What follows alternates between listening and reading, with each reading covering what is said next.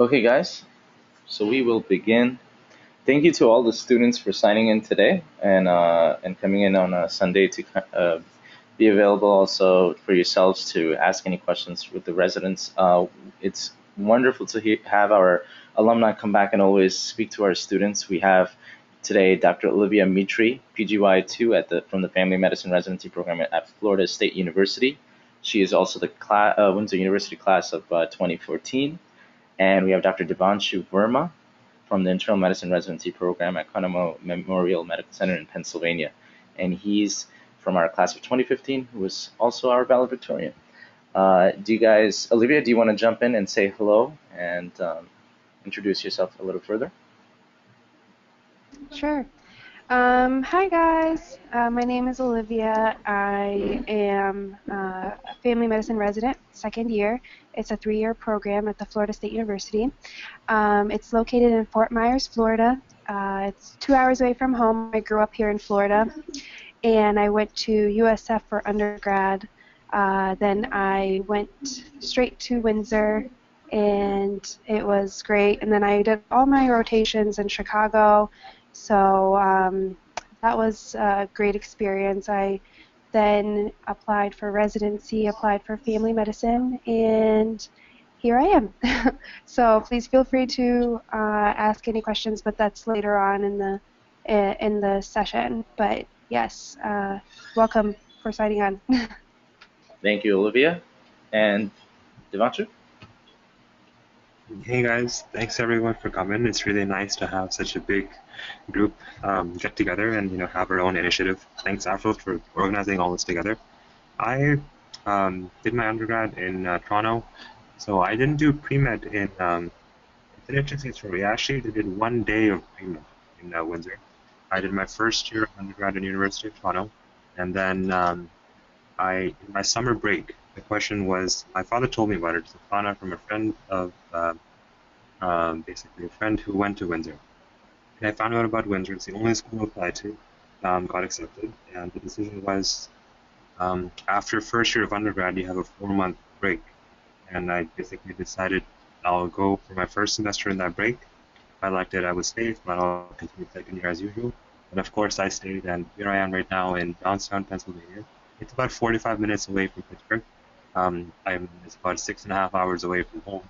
Internal medicine, I applied for both family and internal. I'm not sure about what I would want, but after my interviews, I decided internal is what I wanted to go for. I ranked internal higher. And so far, I'm loving it here. I think what really matters the most is the people you work with and a happy learning environment. That's how Windsor was. My rotations were mostly in Chicago for 1 year, and I did 6 months in Virginia, and a little bit in Toronto too. And overall, it was nice to have all experiences you get. And I think that one of the best parts about that is that because you do so many rotations in different places, you get a really good experience in the different areas you work in, the different people and the communities. And it's not like if I was to do that in one place, you probably wouldn't get that same life experience that you would as if you would. Thank you, Devanshu.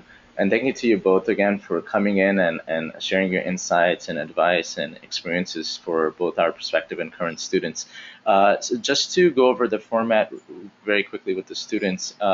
So what we're going to do is, because we have a mixed crowd, prospective, pre-med, basics, and clinical students, what I'm asking the alumni to do is kind of go through a timeline starting with their experiences, moving on to basic sciences, then 5th semester Usmle preparation, clinical rotations, and in the midst of all this, they're going to be offering their do's and do nots and any advice that they would recommend.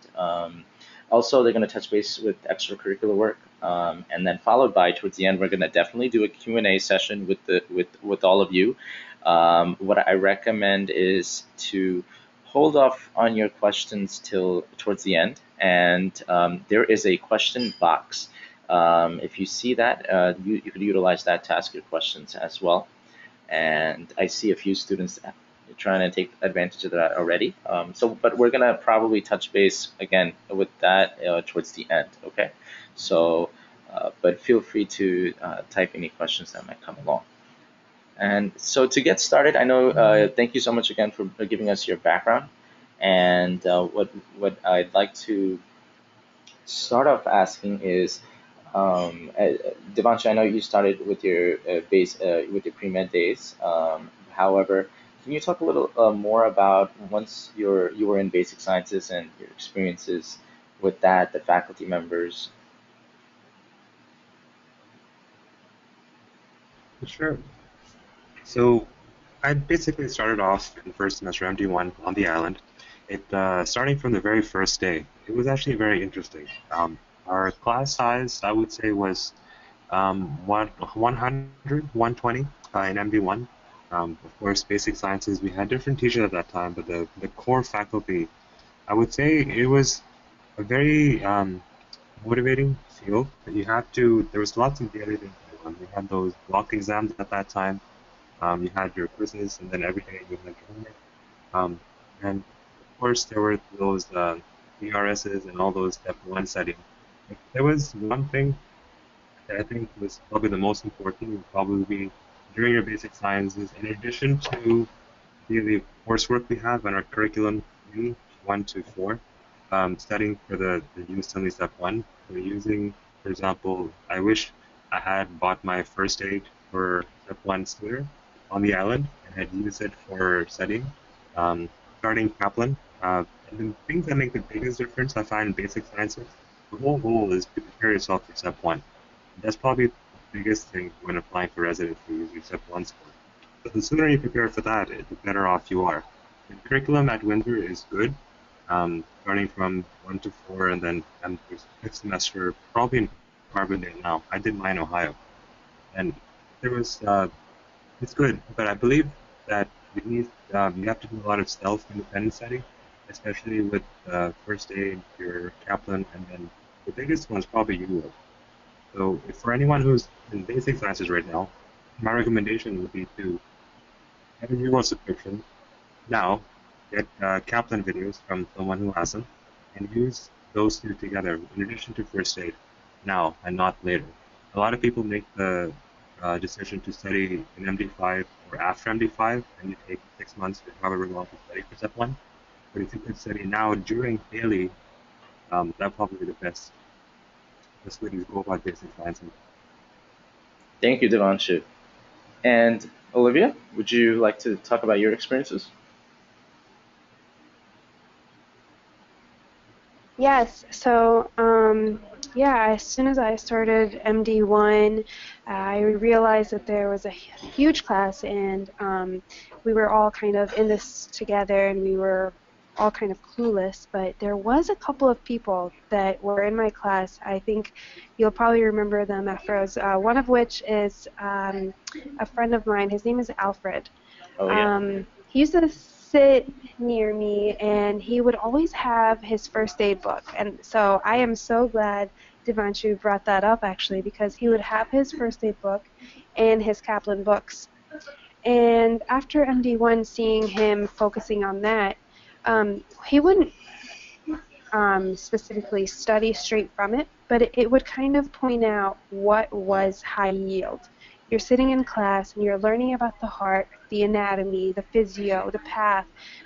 You're learning so much, and it's all so new, and you're just getting A to Z 101, heart anatomy, heart cells, myocytes, everything. But then if you just open up your first aid, the entire heart is only in a half page. Now that half page is not whatsoever concise enough or broad enough for you to learn from.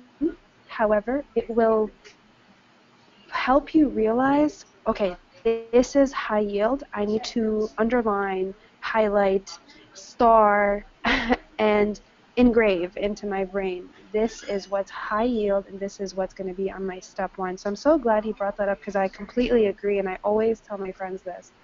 But what I found helpful is to surround yourself with those who are in school for the right reason. In every class, and I'm sure it wasn't just mine, there were some who were there because maybe their family pressured them into it. And I'm just going to be raw here. I'm just going to be very honest with you guys.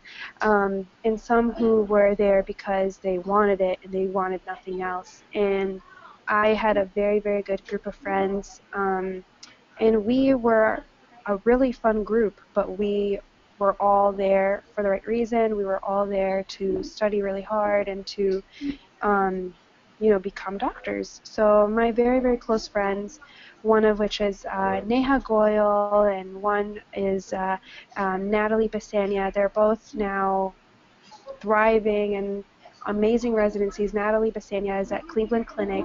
Neha Goyal is at Toronto University, or University of Toronto, sorry. So those are my two best friends there. So it's very important for you to surround yourself with the right people. The other things are, I apologize, by the way, if you guys can hear anything in the background. But just, yeah, stay focused, study hard, and definitely use those review books as an outline. Not alone, because first aid is not going to prepare you for those weekly exams or your anatomy test, for example. You need a good anatomy book. You need good physio book, etc. But those review books, use them as a good outline, and that is the time to start listening or watching Kaplan videos and reading Kaplan books, because you know what? MD5 is one semester, and you're not going to be able to cover everything A to Z and cover all of your basic sciences in one semester and all of Kaplan and all of first aid and stuff. So hopefully you have already set up your mindset on first step one from day one. I think that's the best advice. Thank you, Olivia. Appreciate both of your advice, and I think that's going to certainly give some directions for the basic science students that are signed in today. Moving on, the fifth semester and the USMLE preparation. How did you guys transition? How did you guys prepare specifically? I know you mentioned, you both mentioned some pointers from the basic science angle to start sooner and with certain material. But when it came time to those last few months before the exam, how did you guys prepare? Devanshu, you could start. Okay. I think Olivia mentioned a good point in starting earlier. So the first step of the preparation is starting early, and that's often one of the most important points. Second thing is the resources you use. I would say there's resources that are high yield and resources that are not. For example, Harrison's of Internal Medicine is not a high yield book. You don't want to read 2 volumes of that during your Step 1 studying. Same goes for Netters, or same goes for the other thick books you have. Studying for Step 1, first step is choosing resources, and the resources would be in order of priority. Number 1 would probably be UWorld for Step 1. Number 2 would be First Aid for Step 1. And number 3 would be Kaplan videos. Plus minus books. If you don't have the books, it's okay, but the videos for sure. Then you have, if you would like Dr. Najee videos for the weaker areas, but not really. And then you have DIT, Doctors in Training for Step 1. And the way you would study for that is, the way I studied for that is going to be when you have the most high yield resource, which is UWorld, then you have First Aid for Step 1, and you don't really need any other book other than First Aid for Step 1. Hands down, for sure, you don't need any of the book. When you study, basically, you have one core that you compile all the information into. So studying is in 2 phases. The first phase is going to be your gathering phase, where you're organizing and you're basically compiling all the information from different resources. The second phase is going to be the repetition phase. And when you do your NBMEs, you're going to see that if you take your NBME in the first phase, your scores won't really go up, and you'll be frustrated, pulling your hairs, asking yourself, why am I not improving? That's because when you repeat that information, that's when you really see your scores go up in your NBMEs. The first step in your gathering phase, the way you would study is you have your UWorld questions, and I would divide my day into 2 halves. The first half would be questions, 2 blocks a day, and the second half would be videos. And you would start with whatever video you haven't done yet. So for me, the way you would do it, Kaplan videos, everything you read in Kaplan and everything you don't know, you write your notes in First Aid. UWorld, every question you come across, you read the right the wrong answers, and the explanations to all of them. And you write those notes in first aid. Anything that you come across that's not in first aid, you would write that in very small font and colors, however you like to organize it. If you think about it, Kaplan videos will take you about 1 month to do if you do about 6 to 8 hours a day. UWorld, if you do 2 blocks a day with about, I think, 2,400 questions, it'll probably take you 1 month to do. DIT will take you, if you do, those schedules they have, 2 weeks. And if you add all that up, 1 month of Kaplan, 1 month of UWorld, 2 weeks of DIT, you're looking at about 2.5 months. If you have all of that in first aid, reading first aid, how long does that? That takes about 1 week if you were to go from cover to cover with all your notes. So first aid is not comprehensive. It's by no means enough to get you to the score. But it's a very good skeleton. It's a very good outline where you can put things into. So in that, as you're going through your Kaplan DIT and your notes, as you put them in first aid, initially it will take you 2.5 hours to do it all. But then later on, after that time, it'll take you 1 week to get through first aid, and then 3 times. So how often do you have to do this? Generally speaking, you should do at least twice, front to end. Kaplan just do only once, videos, no more than that. And DIT, I would say twice. But then when you have all this into first aid, then your repetition phase, that's the one where you have to read first aid 4, 5, 6, 7, as many times as you can. And usually after every 1 run of your whole review, you would do an NBME. And when you do that NBME, I think there's like 4 or 5 forms to it. When you do those forms, your goal is not the score, your goal is the weaker areas. So it gives you a breakdown of what areas you're weak in. And the areas you're weak in, that's the areas in your second run through that you're going to focus more on. And that's how your score goes up. Focusing on your weaknesses, putting it through the first aid, and then repetition. And the last thing I'll say, probably one of the most important things, is time management. That's probably, if nothing else, if you don't manage your time, you'll end up spending 1 year, 2 years. There's some people with 3 years and people who don't write it because your time is not managed.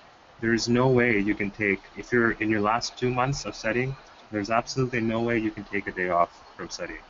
There's not like you can go down or do something. You're basically studying all day, every day, at least 12 hours, I would say, a day, and then dividing your time wisely. If you're not able to focus and get that stamina up, initially it's hard, but then it becomes routine, and you get used to it. And I think that's the time where you're able to get everything done efficiently and put all that volume in.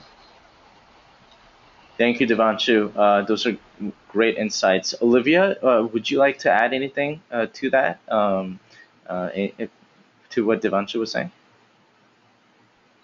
I think Devanshu kind of covered everything. I totally agree with everything that he said, including UWorld, doing it at least twice fully.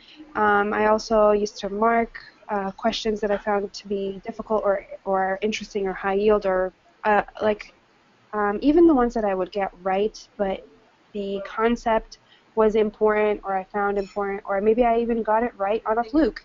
I would mark that question because I would want to do it again and see it again.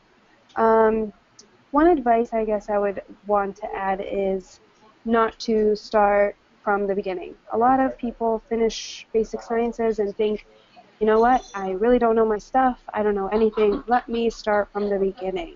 And they open up, like he mentioned, like a Harrison's or like a full physio book or anatomy book or pathology book, and they just want to take things from the beginning and start reading textbooks. I am so against that. I don't think that works. And it's just going to take so long, and by the time that you even finish 1 chapter or 3, you've already just spent way too long, and it's just, you've already forgotten like the first few things that you've read. It's really important to put together a good calendar. I had a plan, I had a planner, and even if today I missed what I was supposed to miss or didn't cover what I didn't cover, I would have a catch-up day like every Saturday, and I would cover everything that I missed that week. So it's definitely good to have a good plan and tackle that plan, and don't try to start from a textbook. Definitely good books. I also did DIT, like you mentioned. I did DIT. I think I did DIT twice, just as a good review at the end. And I watched my numbers on NBMEs and UWorld get better and better with DIT and first aid and UWorld. A lot of people also will say, I'll start UWorld or I'll buy UWorld later on once I've covered everything once. I don't think that that's a good idea, because I think starting UWorld from the beginning, even though you will get horrifying numbers, you will fail your first UWorld exam like we all did. If you didn't, then kudos to you. But you will fail the first UWorld exam, and just don't let it put you down. Just know that you're using UWorld as a teaching device, not a testing device. I mean, it's telling you the concepts that you need to read tomorrow and the concepts that you need to reiterate in your head and re-engrave and reread. Also, I would write those concepts back into my first aid, or I would star that concept into my first aid. So a good studying plan is very, very important. Don't just wake up in MD5 and say, okay, I guess it's time to study, and just open up a book. Definitely put together a good plan. There's a lot of good study plans out there too. If you just research through all of our wonderful forums. But yeah, that's all I have. Thank you, Olivia. And now, we have the Usmle for semester preparation covered. Moving on to your clinical rotations, where did you guys end up doing your rotations, and how did you come to realize, I guess, what specialty is best for you and what you're interested in, and going into maybe towards the end when you were applying to residency, how did you end up applying to multiple specialties, and what were they? Thank you. Olivia, you could start this one. Okay, so I did all my rotations in Chicago. I only did a couple of electives back here in Florida at the end, but all of them I did there. I was set up to do family medicine as my first rotation. I kind of had an idea that I wanted to do family medicine from the very beginning, actually probably before med school. I wanted to see a population, different ages and stages and different diseases, and I knew that that's what I wanted. Now, throughout my rotations, some things did spark an interest, like OBGYN. I was really struggling at the end of rotations between the two specialties. I was like really stuck, thinking, should I do OB or family? The great thing is, you can do an elective in you should do an elective in the specialty that you think you want to do. So I did a couple of months, 1 month again in family and 1 month again in OBGYN in a different location, different setting. I wanted to see it all, see it differently, and then in the end I decided, okay, family medicine is for me, and then you can do your research too. Okay, what in OBGYN sparks your interest? And I realized actually it's not so much surgery, it's the women's health part. And you can do a lot of women's health in family medicine. So it was a no-brainer for me. I really knew that family medicine fit me and fit my lifestyle and what I wanted, what I was interested in. Now, I think a lot of people choose specialties for some wrong reasons, for money or prestige, or they think of psych, family, and peds as lower paying and not so good or whatever. But you really have to understand that at the end of the day, this is going to become your life. This is what you're going to do every single day. And just because, for example, dermatology is something that pays, a whole lot more, ask yourself, is this something that I want to do and see and study and be the master of every single day for the rest of my life? So choose wisely, because that becomes, a big part of your life. But yeah, my rotation experience was awesome. It definitely has been some time now, so I'm not sure, if that you guys get to do the same rotations or same attendings or whatever, but I had great attendings. I had a lot of options in Chicago, and every specialty possible. I had it all in Chicago, so I didn't have to move at all or anything. And I had a great experience there. And the school worked with me to be able to get a couple of electives back home here in Florida with physicians that I knew. So that really worked out in my favor. I could, come home for a couple of months um, and do a couple of electives down here. So that worked out really well. And at that time, you're also studying a lot, so maybe choose those electives to be a little bit less busy because you're studying, for CS and CK, because you want to do well on everything, not just step one, because everything matters when it comes to applying for residency. Thank you, Olivia. And Devanshu? My clinical rotations, if I was to go back and you asked me, do you want to do it all again? I would probably say, yeah, I would. I had an awesome time. I started, I believe, in October. My first rotation was pediatrics, and since most of us are in like MD 6 to 10 clinicals, you may know this, other people. So Chicago, I did 6 months, actually 1 year there. First rotation was pediatrics with Dr. Merchant. I don't think she's with us anymore. She's with the camp. I was through MHC, and I stayed with MHC other than my electives, which I schedule on my own. I did it in Sinai, and in the beginning we had all these questions about Blue Book, Green Book, and Black Book, and we all confused and we all and a little bit scared at that time because you're just entering MD6 and your first rotation, and we hear all these things about what's really matters, is it going to affect you down the road, is it going to affect your application? The answer is no. Green Book, because you asked about is it a is it who is it your clinic, is it in the actual hospital, or is it some affiliation with the hospital, and does it matter? The answer is no. The rotation is right now, I work, people have done that before I've worked, and there's been no problem from my side with the application. My second rotation was family med with Dr. Wong. He was an interesting experience because he did home visits as well. So you had that side to see Chicago, like inside people's homes, and you would really get to learn a lot about things you wouldn't know. And the OB-GYN, actually both, I think we have two big ones at not Mount Sinai. It was, I forget the name. Uh, I forget the name. There was two of them, the big ones in Chicago, down south and south side.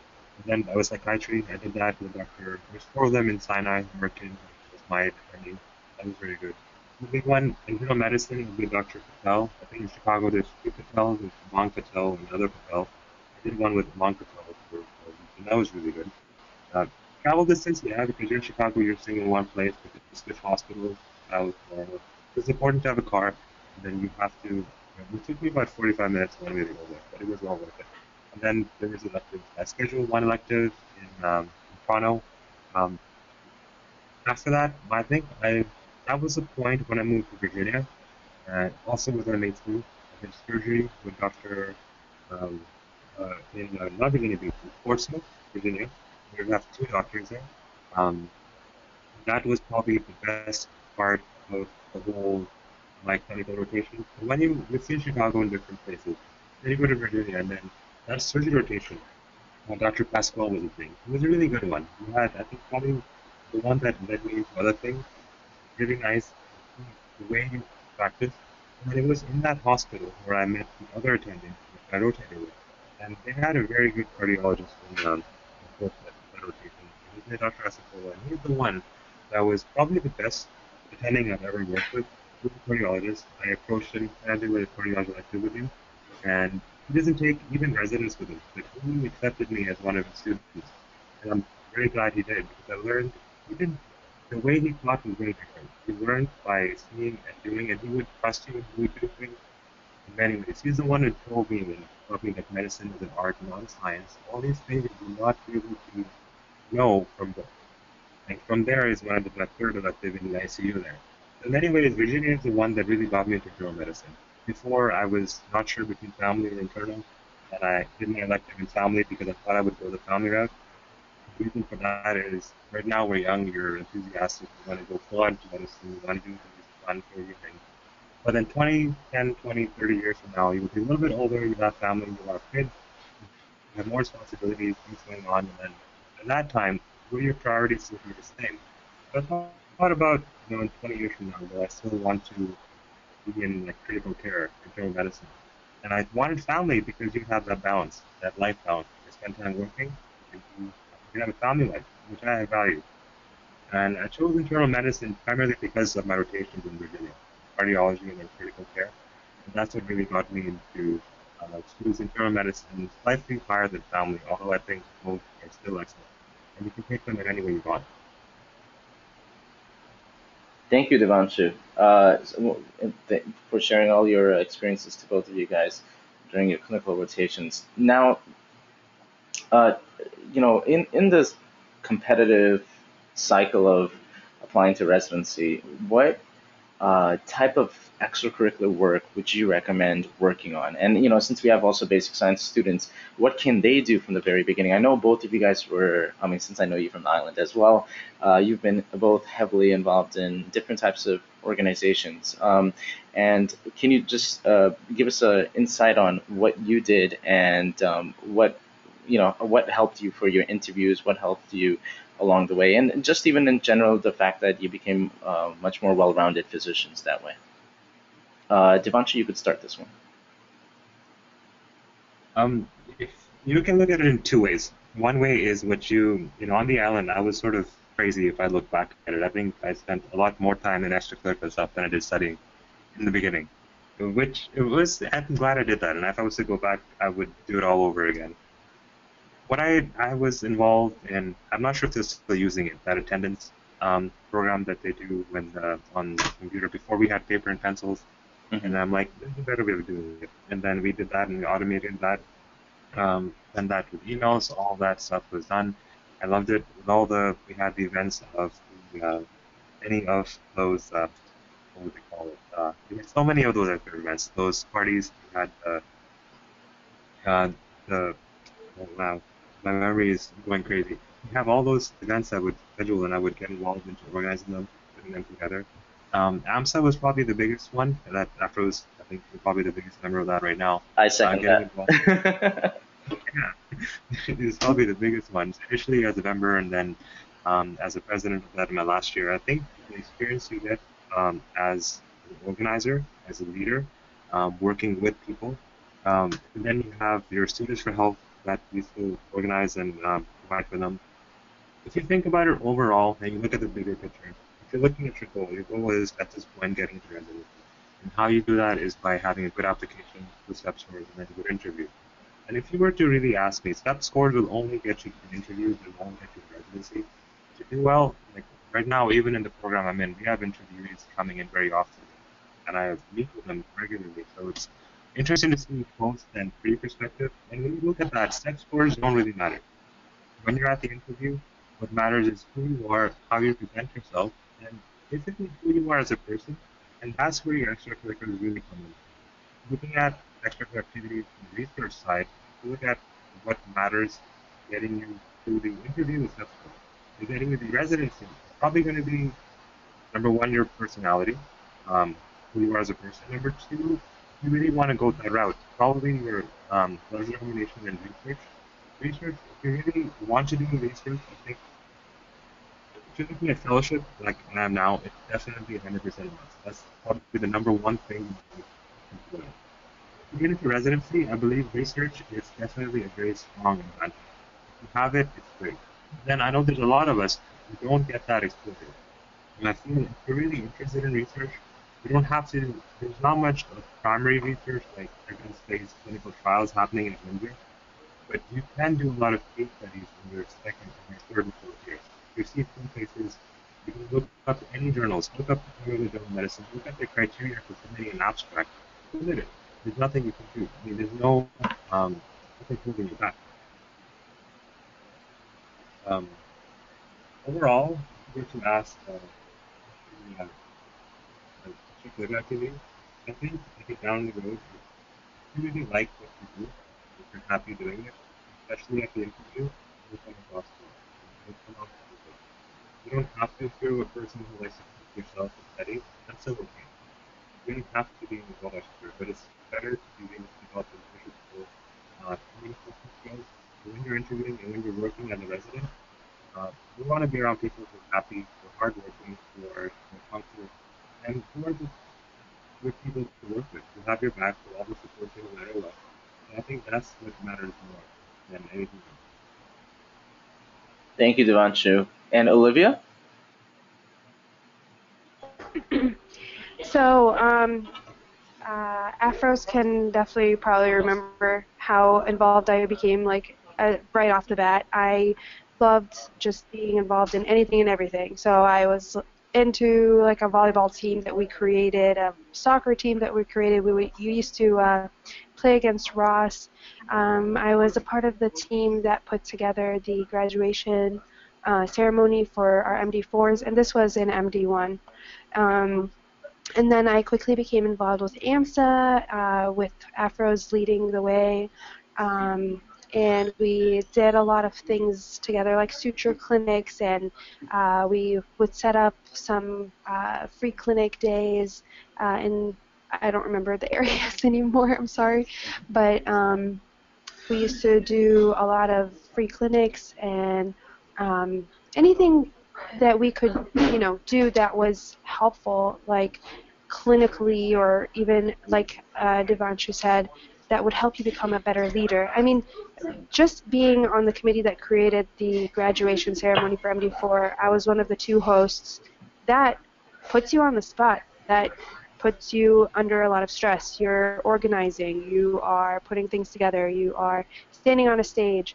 This will all help you become a better leader, a better speaker, better, well recognized before your peers and before the attendings and before your professors. They are going to think of you whenever they have a research project they want to do, or a recommendation letter that they write will then become a lot more personal because they remember you. Now remember, we are a part of a big school with big class sizes, so how do you stand in the midst of all of this? And when it comes to the sports things that I was involved in, I mean, you have to schedule some fun in your day, so why not, or in your week, so why not make it beneficial? I am really pro scheduling your fun and not just going with the flow and having fun whenever you feel like it. So I would always, Saturday morning was like a sacred time for volleyball between me and my teammates, and we would go to the beach and we would play against Ross, and it was a whole lot of fun. So that was our fun time. Extracurricular, I also did we used to have a magazine in Windsor, I'm not sure if it's still going, but I did this little paper on the cleanliness of our waters. I took samples of the water, I did a bunch of petri dishes, warm water, boiled water, cold water, tap water, and saw what grew in it and just wrote up a paper about it. Now, looking back at it now, I'm pretty sure that wasn't the best way to test that water, because I didn't really know too much about research, but hey, I tried, and it was fun, and I was published, so it was great. Then in rotations, just like Dr. Devanshu said, you start getting, you're around a lot of attendings who are doing papers. You're around a lot of attendings who are doing research. You can volunteer for things. Now, a lot of people around you are going to probably make fun of you for being that gunner, that nerd.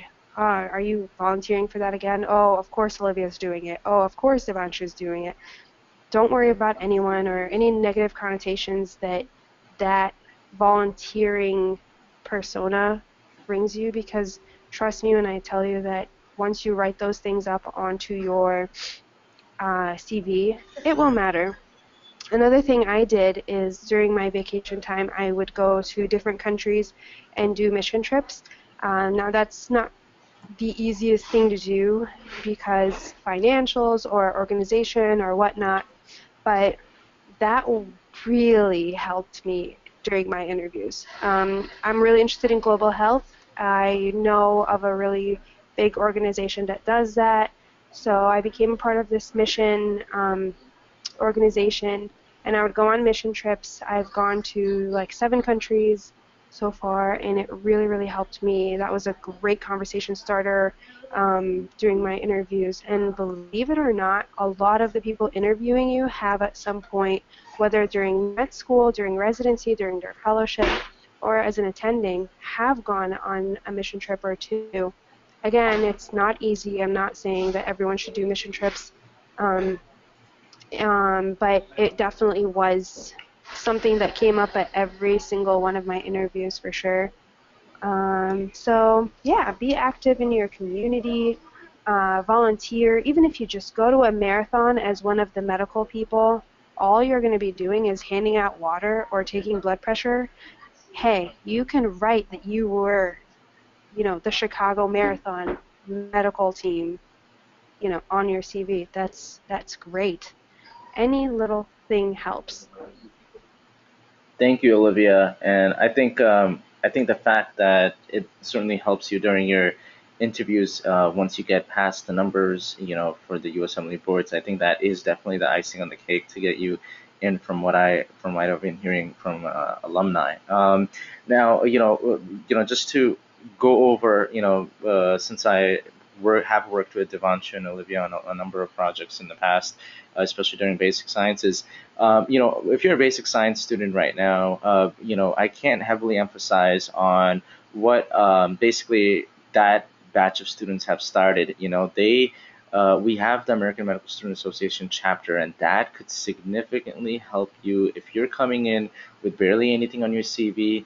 That you could add a number of things, explore those leadership opportunities, whether you're just volunteering for a project up to becoming a board member of the chapter.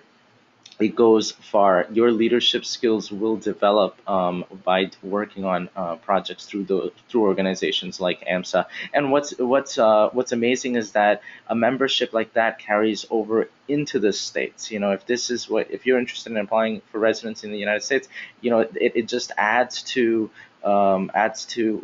what can possibly make you a lot more well-rounded and appealing for the residency programs. Once you're in the States, I encourage you so much to attend the regional conferences, go to the conventions, run for positions, take full advantage of your membership. If there is a small fee relating to the national membership, don't complain about it. The reason being is that the value, you'll get the best bang for your buck, whether it's getting free books or programs or apps that you could use to study, down to basically being heavily involved. And eventually, if you're even a leader, you could get subsidized to attend even more conferences and events.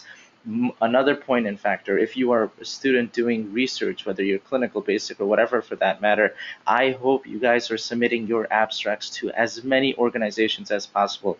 They all have research days. They all have it in their programming. And I know I've put up quite a few posts online about it. Submit your abstracts. Those people submitting those abstracts and get approved, their travel and hotel might be even subsidized. So these are ways you could be even cost effective to attending these conferences and conventions. I encourage you to go. And going back to Global Health Experience, Olivia did some mission work overseas.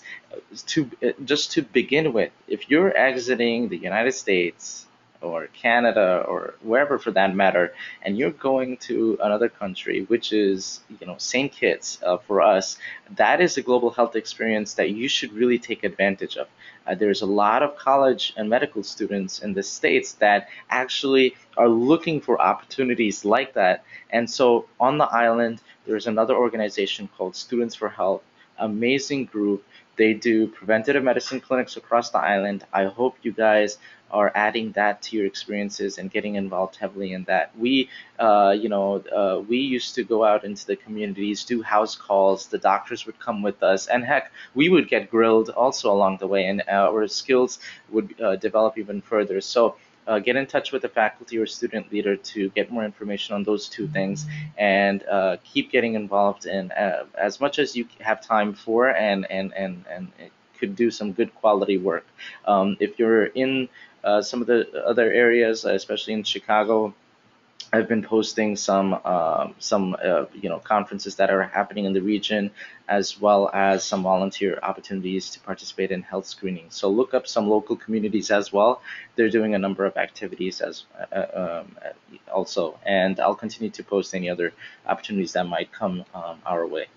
Now, the next is, before we take any questions and answers, Olivia, I will hand the mic to you. Just go, yeah, go ahead. You can jump in. Oh, I just wanted to add about the Students for Health. Yes, I was a part of that too on the island, and I totally remember some people saying, you know, what a waste of time. Let's just go here. Let's just have fun. What is the point of this? Believe it or not, I definitely wrote that on my CV, and that definitely came up. We used to go to, and it was a great experience, and I would totally brag about it and say, you know, yeah, we were there for medical school, but we helped the community. We learned from the community. We would go out to these villages. That's what I was talking about. To these poor areas that had no medical resources and no access to medicine. We would go out there and examine them, and our attendings would go with us and everything. So I would highly recommend you become a part of that. The other thing I really wanted to add that I've almost forgot, now as a second-year resident, I know what, you know, a lot of these faculty members are looking for, and they actually go to these conferences like AMSA, and they scope out med students. They totally do, 100%. They also go to different conferences. Like I'm involved in this congressional conference for primary care that I go to every year, and there's plenty of family medicine ones across the board, and a lot of medical students go, and a lot of program directors go, and they set up shop, you know, a little table, you know, saying Florida State University, come talk to us, or not even. You might just sit with them at lunch. You might sit with them at breakfast, and then guess what? You'll get a card, and you'll get an email, and you'll be able to contact them later and say, hey, it was very nice meeting you, Dr. So-and-so, at this blah, blah, blah conference. I'm looking forward to, you know, applying to your program. And then a month later, hey, I would like to do, you know, shadow you. You know, that's how you make connections. None of this is a waste of time. None of this is a waste of money. This is all very beneficial. So yeah, I would definitely agree with everything that Afroz said. Absolutely. And so, it's basically, to begin with, if you're a basic science student, it's in front of you, the first set of opportunities. And then once you get to the States, continue to explore the residency program coordinators and directors. That's a great point, Olivia, that they do attend the conferences. They actually have residency panel days as well at a lot of these programs. And actually going back a little bit, actually, and even from my angle, this is something I've been exploring this past 2 years, is that you should tap into the medical organization of your culture as well. And for example, so I'm a board member of API, American Association of Physicians of Indian Origin. API is also the second largest medical organization in the country. Every other person I've talked to turned out to be at one point or another involved with the admissions process of a residency program. I'm not saying that's going to help anyone to get in. I'm saying there's opportunities there. You could learn from these physicians on what they tend to look for with their programs, and network and have guidance from physicians that have completed residency just recently at these programs, or get any advice, or if you want to present your research as well. So also explore those cultural medical organizations. There is the Latino Medical Student Association as well. There is the SNMA, the Student National Minority Association. They actually, let me tell you something, this coming semester between January and May and June, this next 4 or 5 months is critical in the sense of all the conventions and conferences for all organizations tend to happen in this season. So I would start doing some research right now during your break, or if you are on one, and look into seeing what opportunities you could get involved with, and that you could get there in. And there's quite a few opportunities. I will, whatever information I get along the way, I'm going to continue to post on the Facebook groups. But if you find out any information, by the way, this is for all students.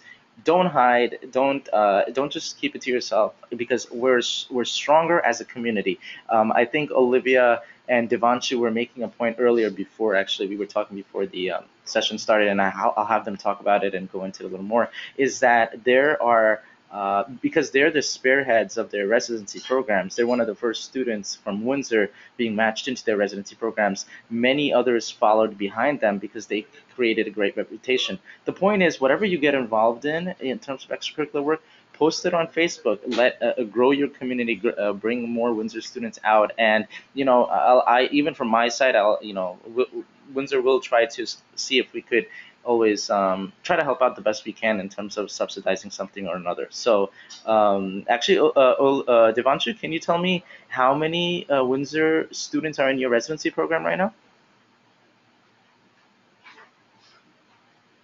Did we lose Devanshu or? Right now, can Oh, everyone hear me? yeah. At my program, I'm the first one from Windsor, but I've interviewed at many places, and my friends who were there. And a program just close by UPMC Pittsburgh, there's I think 5 Windsor residents that are just new from this year, and then on top of that, more in their second and third years in internal medicine. Great, great. And did you happen to know of any residents prior to you applying, or were there some already there, or are you apparently the first? I can't recall if we talked about that. At my program, I'm the first one. In fact, there's not that many Caribbeans at all, actually. I'm the first one and the first Windsor, so they're very pleased. And I have had a few Windsor applicants come to this program. That's excellent. The other programs where I interviewed at, definitely there were Windsor students before. And I think that's what maybe they know that what it's like. And this thing that they're seeing is probably positive, and I think that's causing a positive feedback loop. Wonderful. And that's what's bringing it together. And Olivia, can you tell us a little more from your side? Yeah, so in my program, there's actually one Windsor student in every class. There's one in PGY 3, PGY 2 is me, and then PGY 1 just came in. The funny thing is, we all 3 did not know each other or help each other get in. But again, sitting on the residency panel now for the second year around, because we're actually almost done with all of our interviews. What I've noticed is when they see now a Windsor student, they'll say, "Oh, another Windsor student just like blank and blank and blank." Like they'll say our names. Now, if they see someone from another school, like they don't have an example of whether that person would possibly be good or not. And like I was kind of telling Afroz, and this is why it's so important to talk highly of your school and your colleagues and your attendings and your rotations. And okay, I don't know if you guys know, but there's negatives in every school out there, and it's very important to not highlight your own. Because if I, for example, went to my program and said, we had the worst experience, horrible rotations, bad teaching, I had to teach myself everything, blah, blah, blah, blah, blah. Now, next time around they're interviewing, they'll see a Windsor student and they'll say, oh, no, no, no, that's a bad school. That PGY1 guy that is now a full resident in our program would not have had a chance, would not have stood a chance. So it's very important from now, guys, to get in the habit to highlight the positives and to help each other out, even when you don't know each other. And I just love that our program has 3, and we were not friends. We were not in the same class. We were not. We did not help each other get here, but our program recognized that, there's a good trend coming out of that school, so why not? Let's bring them in. So that's my experience so far. Olivia, you mentioned about the residence panel. Can you go into how how's the structure in terms of the residents' input into when are they part of the interview process for residency programs, or and how are significant is your conclusions part of the admissions process of an applicant? So actually last year I was a lot more involved than I am this year, just because this year I'm doing research and such. But basically you choose how much you want to participate, and again, I'm the person that volunteers for everything. So last year I volunteered to be on the panel, and this year I kind of got volunteered into the panel. But the residents have way more input than you can possibly imagine. I did not know that as a medical student. Um, First of all, I mean, I can only speak for my program, obviously, but first we actually break down the number. So we've had so far 1,800 applicants apply to my program.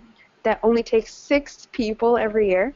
So it would be insane to just leave that up to the program director. So that just doesn't happen. Mm-hmm. So they break us up into teams, one resident and one attending.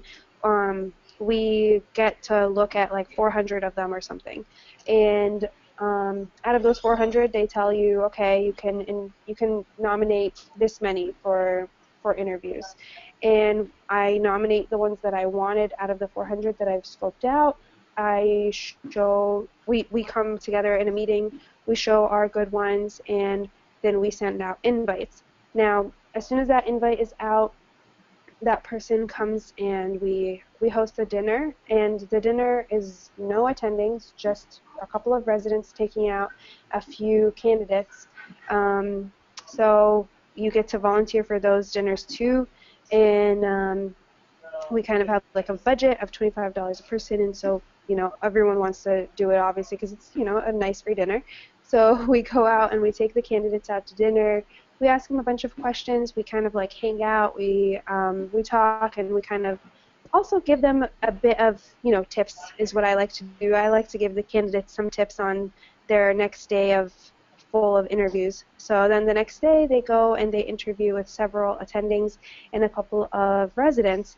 Now, as soon as that candidate is gone, we get a survey monkey in our email about that person. And also there's a lunch during interview day where they meet a ton of residents, because we all eat lunch in the same lounge. So then we get a survey monkey, and in the survey monkey they ask you, where did you see the patient? I mean, not patient, candidate, whether it was lunch, dinner, or you interviewed them or what, and it asks you to rank them. So we answer a bunch of questions and give them stars according to however we feel about them. And then in the end, like we've already had this twice where we kind of look at everyone and say, okay, this is a yes, this is a no, this is a yes, this is a no. This one we want to ask to come back for a second look, etc., etc. So yes, to answer your question, I'm sorry I had to say that huge story, but basically we definitely have a lot of input. So yeah, a lot of input, a lot. Thank you, Olivia. And Devanshu, is that generally the same case with your program, or are they on a different a system, basically? It is. I agree with Olivia, and a lot of things are very similar between the programs and the places where I interviewed. So my program are similar, but the residents don't get as involved in the selection process. So the way it works, we have, from what I recall, I think about 6,000 or so applicants. The way they divide the teams up, they're not a team of residents, so all the faculty members, you'll have the doctor, our coordinator, not a coordinator, the director, will have set number of batches, and each faculty member will get a batch, and then what will happen is the director will ask them to choose 10 out of that batch, and then the 10 will be ranked in order, and then from then you'll be the ones, basically the director's going to be selecting the one who is invited for an interview. And the way it's going to work is the person who ranked that person, the faculty member, is going to be the faculty member interviewing that person. Generally speaking, internal medicine interviews tend to be less interviewers. So for our interview process, we don't have a pre-IB dinner. I think many internal medicine programs don't in general. We have just one day of interviews. You interview, first you have the morning report in the morning. So you have the hotel the night before. You have the shuttle that goes everything. In the morning, you have a morning report that starts at 7:15. You have an interview with the director, one, and then the faculty member who selected you, basically. Two, you don't have an interview with the residents. In the official interview, you have the residents giving you a tour, and then you have the noon conference for the 1 hour, and then you break off for the evening. There have been times where you have people who have been really positive impressions, and there have been times where the small things overshadow the bigger part, and I've seen a couple of cases so far where the residents, basically the whole team, the faculty, the coordinator and all, were just flat out saying, no, we're not going to consider this person anymore. And why is that? And that's not because they intentionally, the candidate did that. It's just these small things. For example, having plans, like as if you have to leave early and not telling the coordinator that you have to leave early, then having arrangements made to, have you transported. That's one thing. Other thing is, like, the residents actually have a big say in this, because at the end of each interview session, they all sort of, whether it's official or not, but everyone has their own input in how the candidates are seen, and then small things about how they generally are. If you have, for example, more than one candidate, like 2 or 3 candidates or 5 at that single day, if you're overshadowing that candidate, if you are overpowering, these small things make actually come into play a lot more than you would think. So, in fact, if you were to look at the whole interview process, it's the small things that matter more. Thank you. And Devanshu, I have one question. So to both of you guys and students that are joining in, this week we have started a partnership with Davenport University for master's degrees. And we're going to continue to kind of build further relationships for students interested in getting their MBA, Master's in Public Health, and whatnot. And it makes them a little more well-rounded. Some of the skills and also depending on their interests, they could certainly pursue other projects and kind of have other careers that they could get involved in. Does any of that also add to, I guess, how does that look in, I guess, in terms of the admissions process for residency programs is the question. Olivia, do you want to answer? Since you guys were a part of the selection processes. I'm sorry, so to just clarify, you're asking if the Davenport, like if getting degrees helps or hurts? Yeah, exactly. Like any other master's degrees that students get. The reason why I ask is, for example, the average age of a U.S. med student is 25. Okay, in between college and med school, they're to be more competitive. A number of them go after their master's degree, so they have one on their belt already. And this adds to them being a little more competitive in addition to their board scores and whatnot for residency programs. And I wanted to, I guess, not that you need a master's degree to get into residency, but how does it look overall as a student? Do you look more competitive getting one during or after medical school as well? Absolutely, I think it definitely helps. Lately, I have seen a higher age group, even AMGs are a lot higher age group than even me. Um, and I always kind of look at what they've done before coming to med school, and a lot of people have done a lot more, but it's not necessary. I mean, it definitely helps. Definitely it's if anything, it will come up in conversation. Oh, I got my master's in this or bachelor's in that. It definitely helps. I have kind of heard, someone say like, oh, they didn't even finish undergrad, or oh, she has an MBA. That's great. She'll be, a good leader, um, a good organizer, good. That's awesome that she actually finished her MBA or whatnot. So I definitely hear it coming up. It helps. That's for sure. Thank you. In Devanshu? my Overall, it's a good question, and I agree with Olivia. There's both sides to this. If you're looking at it down the road, 20, 30 years from now, is it going to make a difference to your patient care? Will the patients know even which school you graduated from or what degrees you have? It's not going to affect your care you're going to provide and what kind of a doctor you'll be. But looking down immediate in terms of residency and fellowships, I think definitely for a fellowship, the undergrad and master's is definitely a 110% going to make a big difference. For residency, in the immediate term, I think there's two steps of the process. The first step is getting the interview, and then you have getting the residency from after the interview. And I think where the masters will play more part in is getting the actual interview invite. And that's where like no one really knows, sort of speak. The program directors, when they look at it, they may, for some people, they value that. Others programs, they don't. Overall, if you were to ask me, do you need a master's? I would say you don't need one. For example, right now, like in terms of age, I'm probably the youngest one in the program at 24. And then there's, for example, undergrad, which I didn't completely finish. I did first year, and then Windsor, and then here I am. Will I go back to finish undergrad at a later point in time? I definitely would like to. Do I need to? Maybe not. But if you're looking at it down the road for fellowships, that is something that's going to play a more role. So to be safer, and I know there's a lot of clinical students who go for pre-med directly into Windsor from high school. And so speaking to those specifically, I think down the road it's helpful. But you don't need it for residency. In fact, many programs don't really look at undergrad or master's. More thing is your scores, LORs, research, etc. Sorry to interrupt, but I actually do agree with him 100%. You definitely don't need. I mean, I was saying it helps, yeah, and that's all I can say for it. It hardly really comes up, even. And if you're asking me, would I rather you do a master's or focus more on your studies and get a better step 1 score and step 2 score?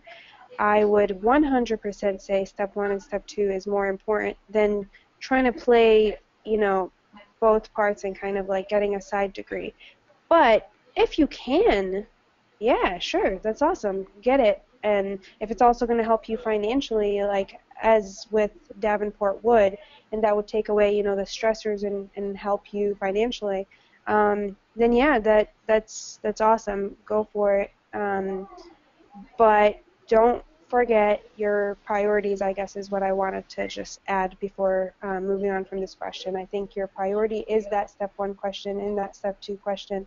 Step 1 score and step 2 score, because for them to even open up your profile to look at whether should we invite this person or should we not invite them for an interview, they're going to look at your scores first.